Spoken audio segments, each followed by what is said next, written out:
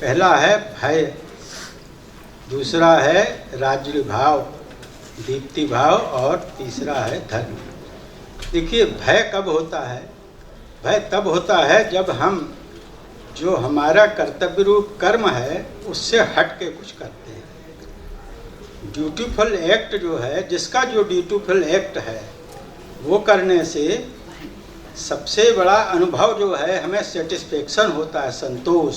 छात्र अगर मन वाणी कर्म से जो उनका कर्म है, अध्ययन है, कर रहे हैं, एक संतोष आता है।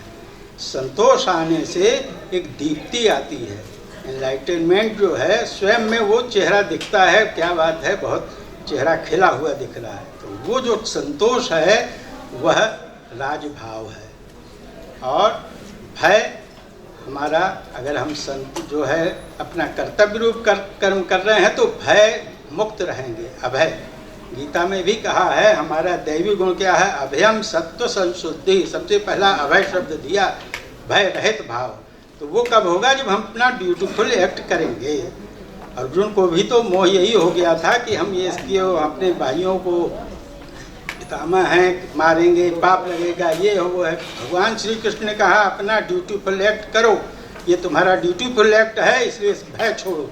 चाहे भौतिक फिजिकल एस्पेक्ट हो, चाहे डिवाइन एस्पेक्ट, कोई भी भय नहीं है, अपना जीवन अमृतमय है, इसका उपदेश किया। तो राज्य भाव तेजो भाव है ड्यूटीफुल एक्ट करने से, उससे भय भी नहीं होता है, तेजो भाव आता है।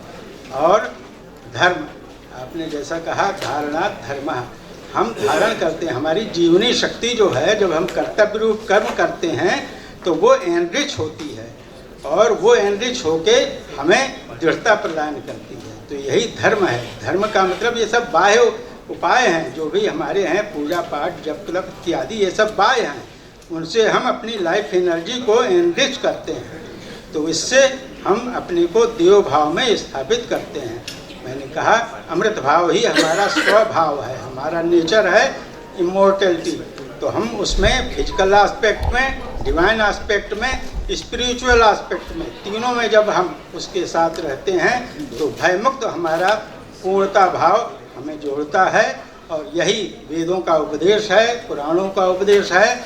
उसमें अनेक पक्ष हैं, उसमें हम अच्छी प्रकार से गंभीरता से अध्ययन करेंगे तो हमें यही मिलेगा। कुछ लोग इस पर आक्षेप करते रहते हैं, वो किसी एक शब्द को लेके उस पर आक्षेप करते हैं, उसका कोई मतलब नहीं होता। उसका समाधान हमें अगर देखना है तो उसको अच्छी तरह से हम इस तरह से गोष्ठियों में विद्वानों से विचार विमर्श करके करें।